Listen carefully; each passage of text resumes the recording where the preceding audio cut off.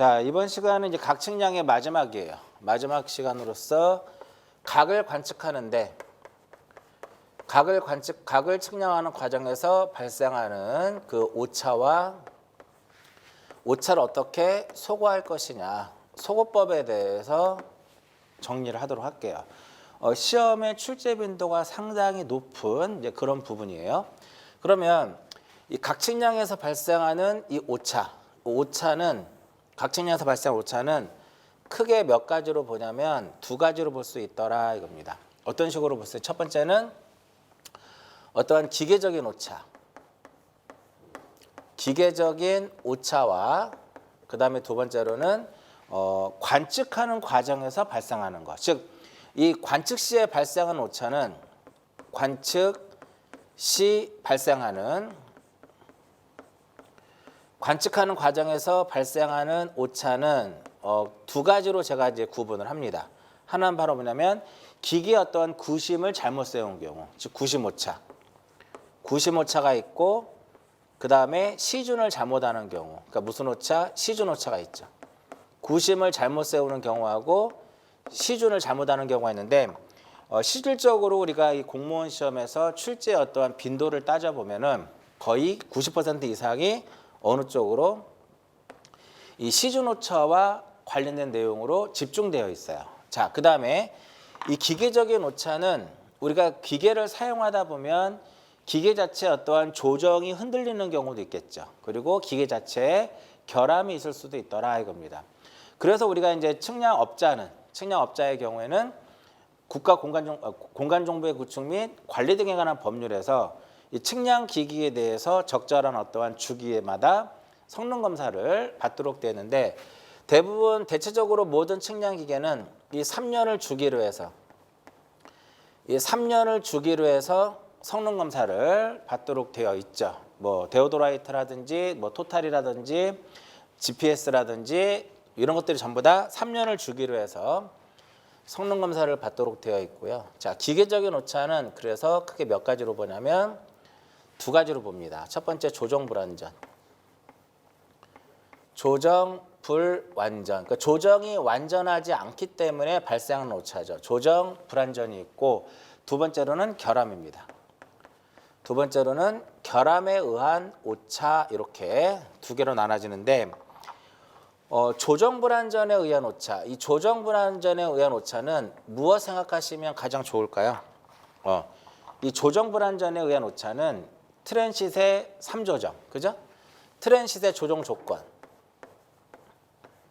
이 트랜싯의 조정 조건을 생각하시면 좋을 것 같고요. 뭐 경위라고 표현해도 경위의 이렇게 표현해도 상관없겠고요. 그럼 트랜싯의 조정 조건은 이 앞에서 이제 조정에서 말씀드렸듯이 조정 조건에는 이렇게 세 가지의 조정 조건이 있습니다.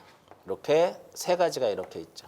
이렇게 있으면 이것을 무엇이라고 하냐면 연직축 V라고 하고 기포관축 L이라고 하고 수평축 H, 시준축 C다라고 얘기를 하게 되면 트랜싯의 3대 조정 조건 중에 하나는 바로 뭐냐면 이 기포관축하고 연직축이 어때야 된다? 기포관축하고 연직축이 직교가 돼야 돼요. 그래서 기포관축과 연직축이 직교가 돼야 된다 이겁니다. 그럼 만약에 기포관축하고 연직축이 직교되지 않으면 이때 발생하는 것은 이때 오차를 무슨 오차라고 하냐면 연직축 오차다라고 얘기를 합니다. 그럼 이러한 연직축 오차는 어떠한 관측 방법으로 소거가 안 돼요. 그래서 연직축 오차는 소거할 수 없다라는 것이 가장 중요한 지문이 되겠죠. 연직축의 오차는 대부분의 이거 외에 그러니까 연직축의 오차를 제외한 어떠한 조정 불완전이라든지 결함에 의한 오차들은 어떤 관측하는 방법으로 제거가 가능해요. 그러나 연직축의 오차로는 관측 방법으로 제거가 안 됩니다. 그래서 가장 시험에 잘 나오는 것 중에 하나가 바로 연직축 오차예요. 이해하셨나요? 연직축 오차는 그래서 어떻게 소거할 것이냐 그러면 정답이 무엇이다? 어떠한 방법으로도 제거할 수 없다가 정답이 되는 거죠. 두 번째 조정 조건에 수평축하고 연직축이 어때야 돼요? 직교가 돼야 돼요. 이 수평축과 연직축이 직교가 돼야 되는데 이 수평축과 연직축이 역시 직교되지 않으면 이때 발생하는 오차를 무슨 축 오차라고 하냐면 수평축 오차 이렇게 얘기하죠. 그 수평축 오차가 발생을 하게 되면 이것은 어떻게 우리가 소거를 하냐면 정반위 관측, 망원경 정위와 반위로 관측하는 거죠. 망원경 정위로 관측을 하고 그 다음에 반위로 관측을 해서 이것을 무엇을 한다? 평균함으로써. 정반위 관측을 해서 이것을 평균함으로써 수평축의 오차를 소거할 수 있어요. 그러니까 수평축의 오차는 이 수평축하고 연직축이 직교하지 않아서 발생하는 오차가 되겠고요. 마지막으로 어떤 조정이 있냐면은 시즌축하고 이 시즌축하고 수평축하고도 어때야 된다? 직교가 돼. 이것도 이렇게 직교가 돼야 돼요.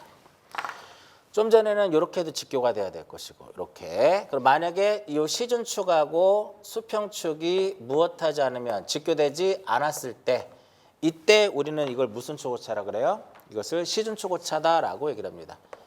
이러한 오차를 시즌축 오차 이렇게 얘기를 해요.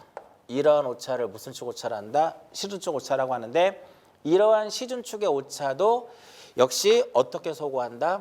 망원경 정위와 반위로 관측을 해서 그것을 평균함으로써 소거할 수 있다 이겁니다. 자, 여기서 조정 불안전. 자, 조정 불안전 글자 수 몇 글자예요? 글자 수 5글자죠. 그죠? 그래서 연직축 오차, 수평축 오차, 시즌축 오차 전부 다 글자 수가 몇 글자야? 5글자죠. 이렇게 조정 불안전에 의한 오차는 5글자라는 것이 핵심입니다. 물론 여기에 연직축의 오차, 수평축의 오차 이렇게 표현할 수 있지만 줄여서 그냥 연직축 오차, 수평축 오차, 시즌축 오차 핵심은 바로 무엇이다? 5글자. 5글자. 이렇게 연직축의 오차는 어떠한 방법으로도 제거할 수 없고요. 이렇게 시즌축과 수평축 오차는 이렇게 정의와 반의로 관측을 해서 이것을 평균하면 되는 거죠. 뭐 앞에서도 설명해 드렸듯이 이렇게 정의와 반의로 관측하는 것을 우리는 무슨 관측이라 그래요? 정의에서 한번 반의에서 한번 관측하는 것을 대외 관측이다라고 표현을 하죠. 이때 정의와 반의는 몇 도만큼 차이가 발생을 한다? 정의와 반의는 180도만큼의 차이가 발생을 한다. 됐죠? 자, 그 다음에 두 번째로 결함입니다. 자, 결함에 의한 오차 정리를 하게 되면 결함에 의한 오차는 3가지 정도 있습니다. 3가지가 있는데 첫 번째는 바로 뭐냐면 분도원의 눈금 오차. 첫 번째는 분도원의 눈금 오차.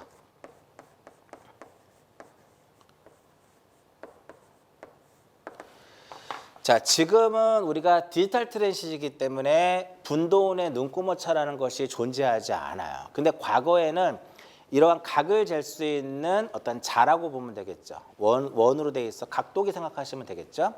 이 분도원의 눈금이 일률적이어야 되는데 분도원의 눈금이 일률적이지 못하다라는 거죠. 간격 자체가 일정하지 않았을 때 발생하는 오차. 결과적으로 이 분도원의 눈금 오차는 어떤 거랑 비교해도 되냐면 표준척에 대한 오차하고 유사하다라고 생각하시면 돼요. 줄자가 늘어날 수도 있고 줄어들 수도 있잖아요.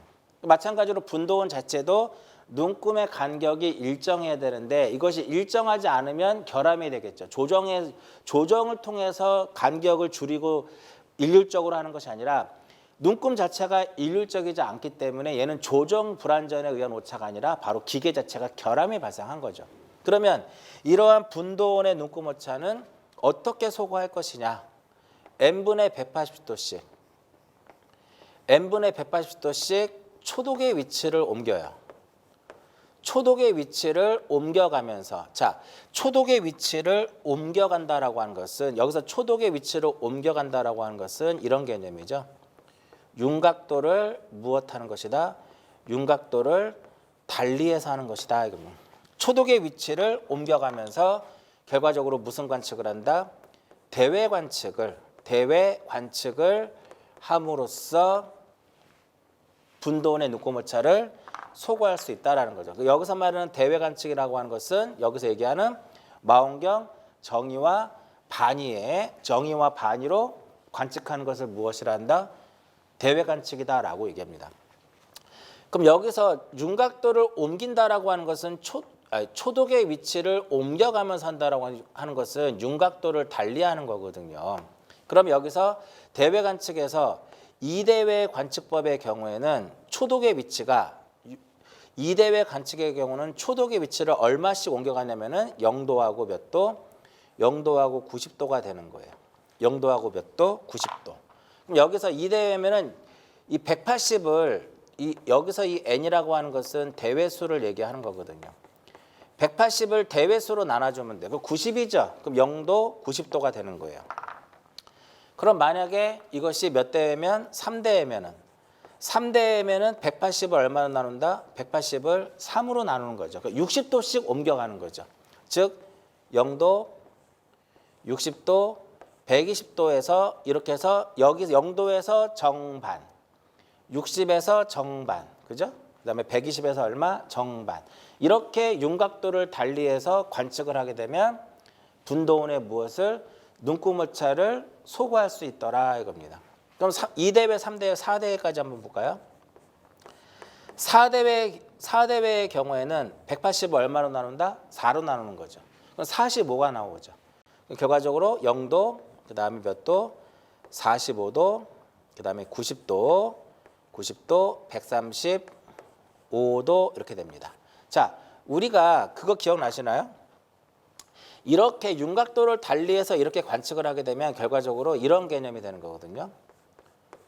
분도원 전체를 이용을 해서 분도원 전체를 이용을 해가지고 이 분도원의 전체를 이용을 해가지고 각을 측정하는 개념이 되는 거거든요. 각을 측정하는 그런 원리가 돼요. 분도원 전체를 이용을 해서 각을 측정하는 그런 원리가 됩니다. 그래서 우리가 배가법을 설명할 때 제가 배가법을 설명할 때 그런 설명을 한 적이 있어요. 배가법을 했을 때는 배각의 어떤 합이 360도에 가까울수록 좋다. 기억나시나요? 360도에 가까울수록 좋다. 그렇게 하게 되면 뭐를 소구할 수 있다? 그렇죠. 분도원의 눈곱오차를 소구할 수 있다. 이 말씀을 제가 드렸어요. 자, 이렇게 기억하시면 돼요. 그래서 초독의 위치는 180을 뭐로 나눈다? 대외수로 나누면서 그 각만큼 각을 옮겨가면서 관측을 하게 되는 거죠. 이렇게 n분의 180도씩 초독의 위치를 옮겨간다. 이렇게 해서 대외 관측을 하면 무엇을 소구할 수 있냐면 분도원의 눈곱오차를 소구할 수 있고요. 그 다음에 두 번째로는 회전축의 편심오차. 자, 회전축의 편심오차인데 역시 이 회전축의 편심오차도 마찬가지로 얘도 결함이에요. 왜 결함이냐면은 이 트랜시시라고 하는 이 기계 자체가 경이라는 토탈 이러한 기계들 자체는 어떠한 중앙의 중심의 축을 중심으로 해서 얘가 이렇게 돌아가면서 각을 측정하는 거죠. 즉 어떠한 기본적인 축을 중심으로 해서 이렇게 각이 측정이 되는데 오랫동안 사용하다 보면 이 축 자체가 마모가 될 수 있단 말이죠. 회전축이 마모가 돼서 축이 이렇게 옮겨갈 수도 있다. 이렇게. 그죠? 그럼 이만큼의 뭐가 발생을 해요? 이만큼의 편심이 발생을 하게 됩니다. 이러한 편심이 회전축의 편심이 발생, 축 말 그대로 회전하는 축의 편심이 발생한 겁니다. 이거는 조정에 의해서 어떤 조정 불안전에 의한 오차가 아니라 결함이 된 거, 결함에 의한 오차가 되겠죠. 이해하셨나요? 그러면은 이러한 오차는 회전축의 편심 오차는 그럼 어떻게 우리가 소구할 것이냐? 자, 우리가 여러분들 실습을 하다 보면 트랜시트의 어떠한 그 각도를 재는 화면 자체가 단면짜리도 있고 양면도 있죠. 당연히 단면보다는 양면이 비싸요. 과거의 트랜시트의 경우에는 예전의 트랜시트는 이쪽이 0도부터 출발하고 여기가 180도부터 출발하거든요. 그래서 버니어가 두 가지가 있어요. A 버니어라는 것이 있고 A 버니어가 여기 A 버니어라는 것이 있고 B 버니어라는 게 있어요. 그래서 회전축의 편심 오차는 A 버니어에서 읽은 거하고 B번이어에서 읽은 것을 무엇을 한다? 평균하면 됩니다. 자, 번여를 다른 말로 유표라 그래요. 두 개의 유표를 사용을 해서 평균하는 이유가 뭐냐 그러면 뭐다? 회전축의 편심 오차다 이겁니다. 그러니까 이런 개념이에요. 자, 어떠한 이렇게 있으면 이 각을 측정을 한다. 이 각을 측정을 하게 되면 여기 0도고 여기가 180도가 되겠죠. 0도고 180도가 되면은 여기에서 각을 측정을 0도부터 출발하면 여기서 180도 측정되니까 이렇게 각이 움직이는 거예요. 그러면 여기에서 요 각이 만약에 60도가 나오면은 여기 A번이에서 읽은 값이 60도가 나오면 B번이에서 읽었을 때 여기는 240이죠. 240이니까 여기서도 결국은 얼마만큼 간 거냐면은 60도만큼 간 거예요. 그래서 이쪽에서 읽은 값하고 이쪽에서 읽은 값을 어떻게 하자? 평균함으로써 평균하자. 그럼으로써 우리는 무엇을 소거할 수 있다? 회전축의 편심 오차를 소거할 수 있게 되는 거죠. 자, A번이어 B번이어를 평균함으로써 이러한 회전축의 편심 오차를 소거할 수 있고요. 자, 그 다음에 또 하나 이제 뭐가 있냐면은 시준선의 무엇이다? 시준선의 편심 오차 이렇게. 당연히 우리가 어떠한 각을 재줄 때 이 시준선이라고 하는 것은 기계의 중심하고 중심을 통하게 되어 있죠. 근데 기계의 중심을 통하지 않고 이 시준선이 이렇게 편심이 됐을 때 역시 마찬가지로 이 시준선의 편심 오차도 조정 불완전에 의한 오차라기보다는 결함에 의한 오차더라 이겁니다. 그러면 여기서 시준선의 편심이 발생을 했을 때 얘는 어떻게 소거하냐면은 망원경 정의로 측정을 하고 반의로 측정을 해서 이것을 어떻게 한다? 평균하더라 이겁니다. 평균한다 이겁니다. 그래서 여기서 이제 정리를 하게 되면 6가지 총 오차가 있어요. 그죠? 6가지 오차가 있는데 문제 출제 유형 첫 번째 조정 불완전에 의한 오차와 결함에 의한 조정 불완전에 의한 오차와 결함에 의한 오차를 무엇할 수 있어야 돼요? 구분할 수 있어야 돼요. 조정 불완전에 의한 오차와 결함에 의한 오차를 구분할 수 있어야 되는데 특징, 어떤 특징 갖고 있냐면 조정 불완전은 글자 수가 5글자고 결함은 8글자예요. 분도원의 눈금 오차, 이렇게 분도원의 눈금 오차, 회전축의 편심 오차 이런 식으로 8글자입니다. 그죠? 그래서 시험에 이렇게 나옵니다. 보기가 5개가 4개가 나오는데 5558이야. 자, 5558로 주어지고 결함에 의한 오차를 찾아라. 그러면 특이하게 글자 수 긴 거. 이게 정답이에요. 조정 불완전에 의한 오차가 아닌 것은 이렇게 나와도 요게 특이한 글자 수 하나가 더 유일하게 많은 게 정답이고요. 반대로 이렇게 888로 나오면 이때도 만약에 결함이냐 조정 불완전이냐라고 문제가 출제가 되면 이게 정답이에요. 즉 다음 보기 중에 결함에 의한 오차가 아닌 것은 그러면 5가 되겠죠. 이해하셨나요? 조정 불완전에 의해서 발생하는 오차는 그렇게 나와도 5가 되는 거고. 그러니까 첫 번째 조정과 결함에 의한 것을 구분할 수 있어야 되고요.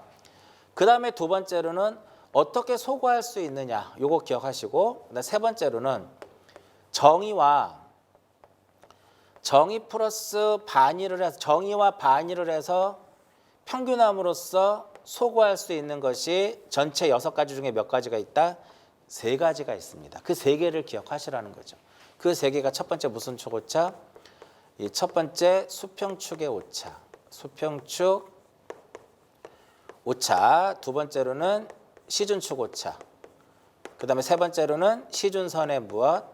시준선의 편심 오차.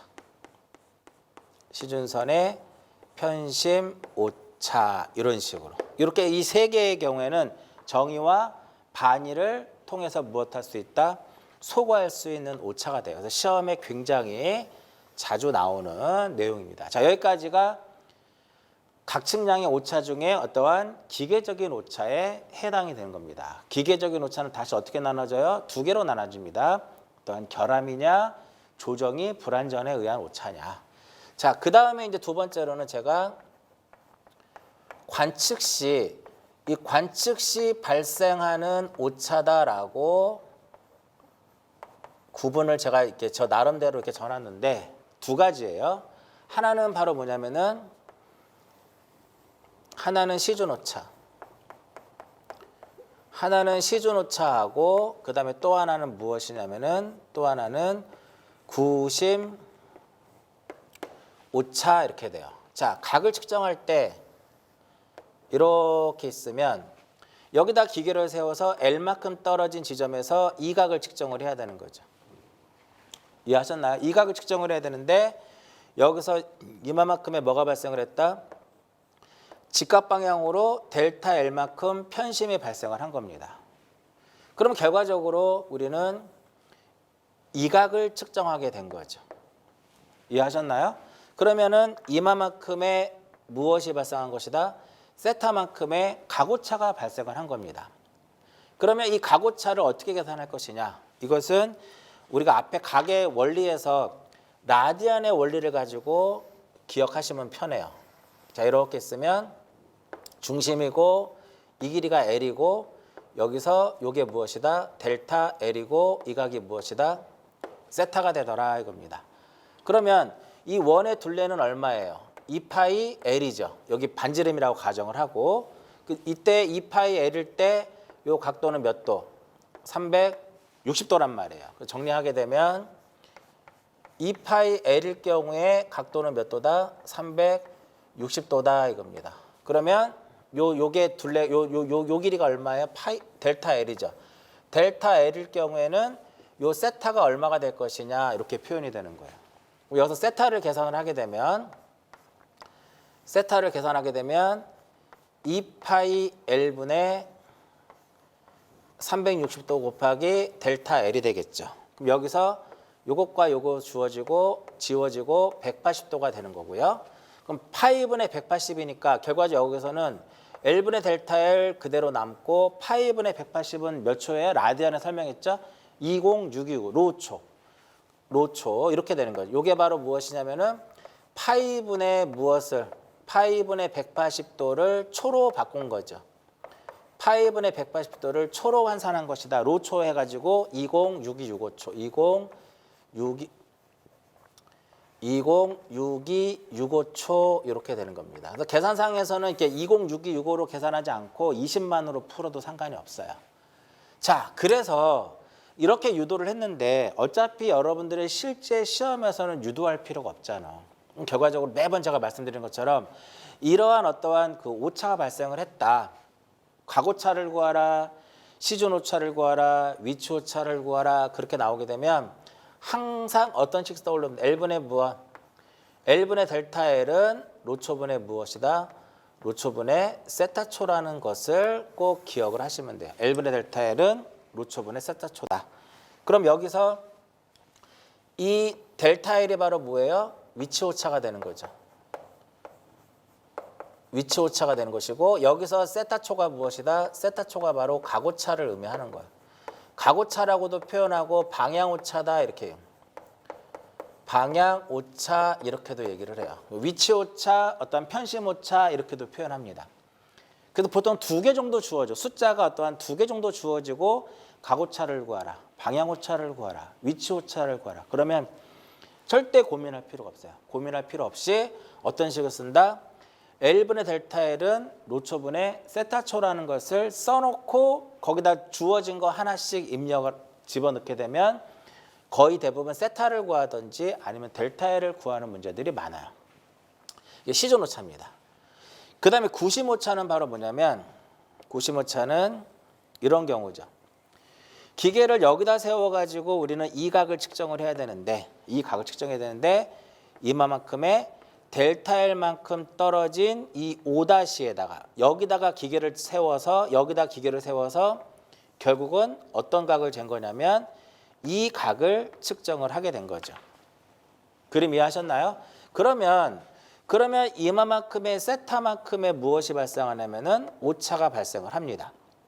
그럼 이 길이를 L이라 하고 이 길이를 L이라고 하게 되면 자, 여러분들이 지적기사라든지 측지기사를 볼 때 빵점이 나오는 사람들이 좀 있어요. 그 이유는 바로 뭐냐면은 자기는 잘 세웠다고 생각하지만 대부분 점수가 안 나오는 이유는 뭐다? 구심을 잘못 세운 겁니다. 100% 구심이에요. 그래서 자기는 굉장히 잘했다고 보는데 점수가 빵점이야. 다시 구심을 쳐다보시면 구심이 많이 흔들려 있을 겁니다. 그래서 점수가 빵점인 거예요. 그러니까 구심을 잘 세우면 조금 이렇게 정준이 흔들려도 그 토탈이라고 하는 그 기계 자체가 그 어느 정도 이 수평을 보정하는 기능을 가지고 있어요. 근데 구심 자체는 보정할 수가 없거든. 그래서 우리가 자격증 취득을 할 때 점수가 안 나오는 이유는 결국은 구심이에요. 그러면 시준을 잘못했을 때보다는 구심을 잘못했을 때 훨씬 더 오차가 많이 발생하는 겁니다. 훨씬 더 오차가 많이 발생하는데 똑같은 조건이라면 2배 정도 오차가 발생을 해요. 그 여기에서 만약에 10초가 발생을 했다면 여기도 10초가 발생을 하고 여기도 몇 초가 발생을 한다? 10초가 거리 같으면 그럼 합이 20초가 되는 거죠. 그래서 이 식을 변형한 식이 바로 L분의 무엇이다? L분의 델타 L 이꼴 로초분의 무엇이냐면 세타초가 되는데 여기서 이 가구차가 20초가 발생했다는 소리는 여기에 10초, 여기에 10초가 발생한 거니까 이거랑 공식을 똑같이 하게 되면 밑에다 2를 딱 써주는 거죠. 그래서 우리가 그 문제풀이를 하다 보면 분명히 문제에서는 얘를 물어봤어요. 얘를 물어봤는데 여기서 이 가구차를 물어봤는데 대부분 학생들이 틀리는 것은 요 공식을 써서 풀기 때문에 틀린 거예요. 당연히 틀리겠죠. 여기서 2가 들어가고 안 들어가니까. 그러면 문제는 뭐냐면 그러면 이 공식을 써야 될 것이냐 이 공식을 써야 될 것이냐를 어떻게 우리가 구별할 것이냐 이거죠.